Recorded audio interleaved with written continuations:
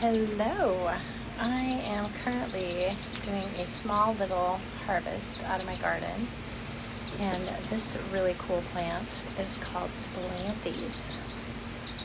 This is the flower head, and they kind of grow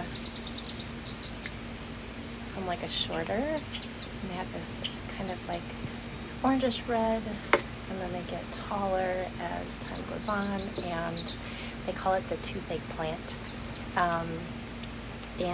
Or you can use it for like your throat, like as a gargle, like your teeth as a gargle. So I'll share more if you are interested, but it's been really fun to grow this plant. It's like I'm making a tincture of it right now. Last year I did one, but it ended up being that it didn't work. I ended up in that one, I think I just left it in a little too long, and I don't think that there was enough flowers to alcohol ratio, and it just doesn't have, like, if you can take like a little bit of like the little yellow flowers just to pinch it off.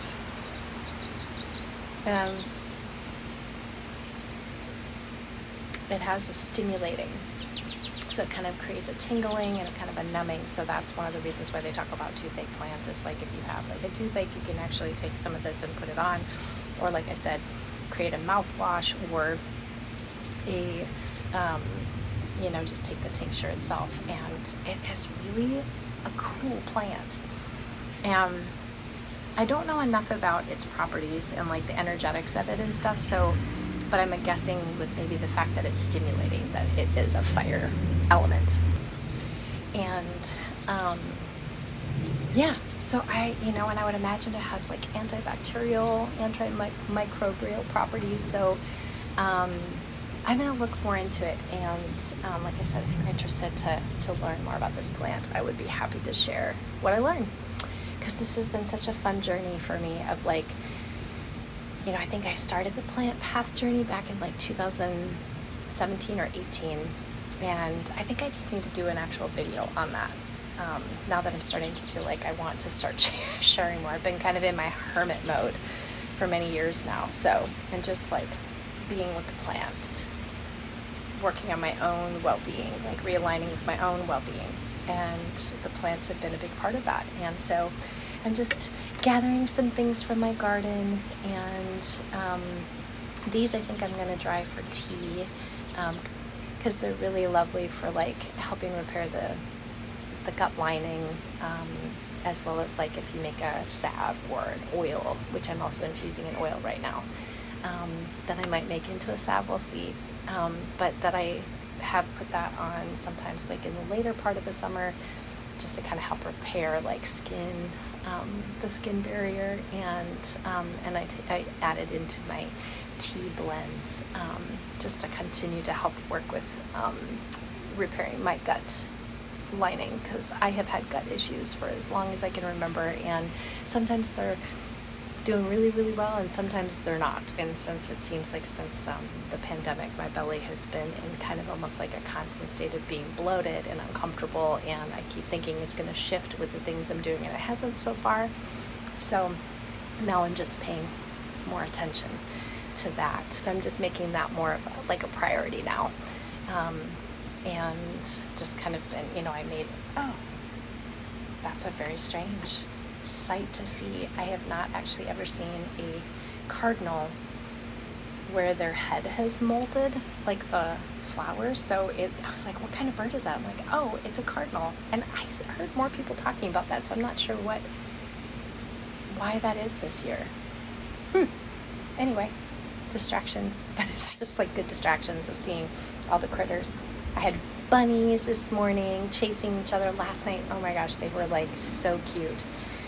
We have so many plants, just kind of like, where there's enough space to go through, and I think they're mating, and they were zigging all the way through all the plants, just and kind of going under and chasing each other and hopping over each other, and it was just, it was really fun to watch for quite a while. So I harvested a little bit more of my marshmallow plant for some tea, and I'm just harvested a whole bunch of calendula seed, like the flowers that had gone to seed, and I'll share more about the seed, like maybe like a video or like something that shows the seeds that I love to collect, because it's really amazing.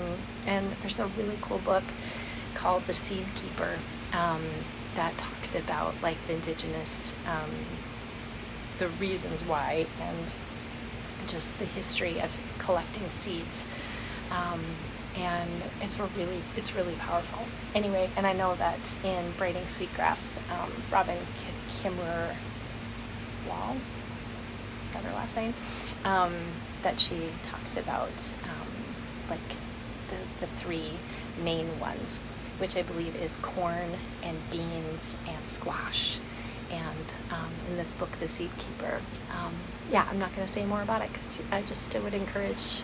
It's it's a kind of, it pulls on your heartstrings, but it's just a really amazing book. And I think it's actually a woman who's from Minnesota, and so there's that kind of history of indigenous people in Minnesota and the land, and which I'm deeply connected to here too. So anyway, but I love collecting seeds, and I actually got to see what Tulsi seeds look like for the first time today. I shared some with my dear sweet friend Brenna. I sent her some, and the seeds of motherwort, getting to kind of see like their, the seeds that are in their little prickly pods. Yeah, and I didn't grow anything from seed this year, unfortunately, because we've been kind of looking at possibly moving, and so I didn't get into that process. But I do have seeds that I want to put into wherever we move to next. So so I just wanted to share a little bit. I have this really beautiful, everything's kind of in a smaller kind of thing, because it's like all container pots, and my wagons are falling apart, and so I can't really move them. So I think it's time to be done with those. I think it's time to be having a garden in the ground. I so look forward to that, or at least raised beds. But I've had so many calendula flowers this year, and it's been so exciting because I have in the past not had a calendula plant that has produced a lot of flowers, so that's been really cool. So I was doing holy basil, marshmallow, and chamomile, calendula, and what's the other one? Catnip. I harvested some more catnip for my kitty. I haven't gotten into using catnip much yet, but that might be one too. So anyway, I just thought I would start sharing, because I was sitting here and I was doing this, and I was like, well, part of my journey that I love to do, and sometimes I get a little stuck in my head of thinking, well, it's not like a really pretty, I think it's beautiful, but like aesthetically, like when some people make their things so aesthetically beautiful, and they have all these really cool like containers and natural wood things that they can put their stuff on and make it all beautiful and stuff like that. And to me, it's also just about sharing and being able to just, introduce more people to this plant path. So thank you so much for listening and being here. If you have any questions, let me know. I'm hoping, I'm so excited that I sold out of my flowering waters,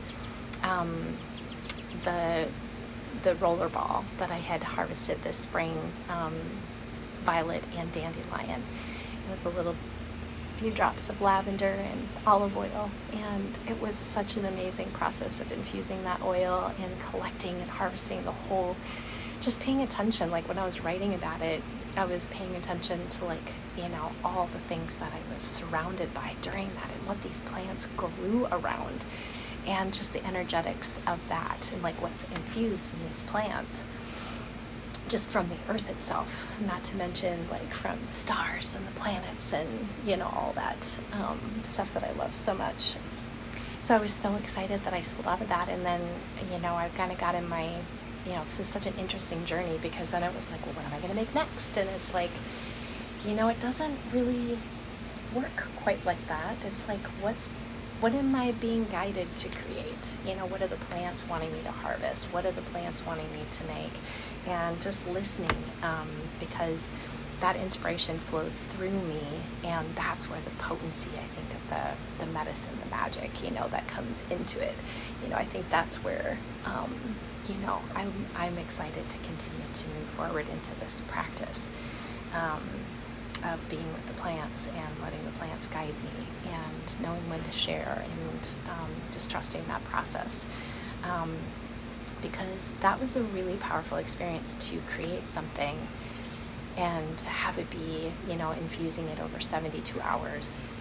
And then to create, the whole little card that went with it that shared the stories of where it was harvested, and every step was so meaningful. And, even trying to make labels for it, which didn't work this time, but that's okay. But just to know that I can do this as a seasonal offering if I wanted to.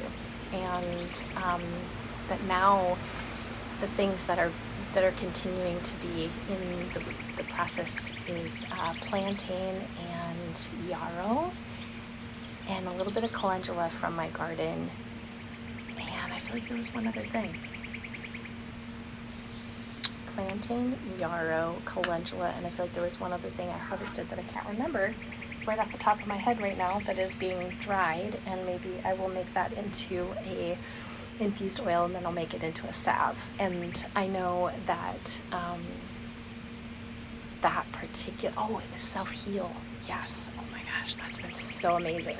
I had a burn that I got from a pan when I was making some roasted vegetables, and when I would kind of like each day, I've been going up to my already one that I have that I'm infusing into oil, long infusion into oil, that I would just kind of like tip it, and then I would kind of open up the top of it and just take a little bit off the top and put it onto my scar or my burn, and it's almost healed. Like there's just a little bit of pink. And so, it's really powerful to be able to work with those particular plants and to just see what, just some of their beautiful energetics and aspects and affinities in the body. Okay, so anyway, I am hoping that I can do, that I'm going to be guided, I think, to make that infused oil with the plantain, the yarrow, the self-heal that's been drying. I'm doing it as a dried, not as a fresh plant, because I couldn't collect enough to have it be all fresh. And then I'll probably throw in some calendula from my garden, just to continue to help with that skin barrier healing. And if it does end up coming into fruition where I end up making that as an infused oil, I'll probably turn it into a salve and then put that on my website too, so I'll keep you posted. So anyway, it's been great for bug bites too, because that's been one of the things that I've been managing a little bit this summer, is the no-see-um and mosquito bites. So anyway, thank you so much for watching. Mwah!